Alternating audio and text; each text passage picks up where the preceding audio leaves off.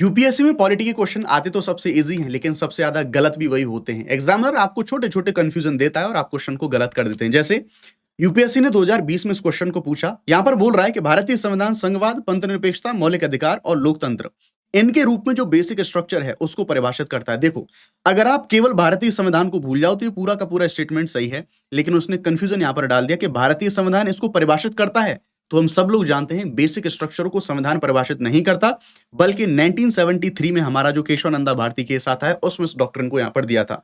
तो केवल एक इस कीवर्ड की वजह से हमारा स्टेटमेंट गलत हो गया।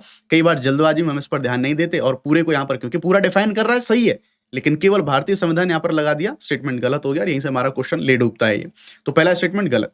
दूसरा, ये स्वतंत्रताओं की रक्षा करने और उन आदर्शों को सुरक्षित करने के लिए न्यायिक पुनरावलोकन का प्रावधान करता है जिन पर संविधान आधारित है। बिल्कुल सही बात है। डायरेक्ट भले ही नहीं लिखा गया हो, लेकिन कई सारे इनडायरेक्ट प्रोविजन जैसे article 13, article 32, article 226 and many more, in articles में जुडिशियल रिव्यू का प्रोविजन करा गया है। तो इसके बारे में बात करें तो यहां पर इसका राइट आंसर हो जाएगा बी।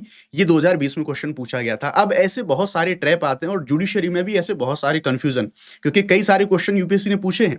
तो इन सभी कंफ्यूजन को दूर करने के लिए मैंने एक इजी लैंग्वेज में एक वन शॉट मैराथन लेक्चर कराया। लगभग 3 घंटे मैंने पूरे सुप्रीम कोर्ट को वहां पर बहुत डिटेल से आपको आसान भाषा में समझा दिया है। आपको डिस्क्रिप्शन में लिंक मिल जाएगा, जाइए उस सेशन को देखिए। जुडिशरी के सारे डाउट विद सारे के सारे पीवाईक्यू जो कि टॉपिक वाइज पूछे जाते हैं सुप्रीम कोर्ट के द्वारा, उनको मैंने वहां पर सॉल्व कराया है।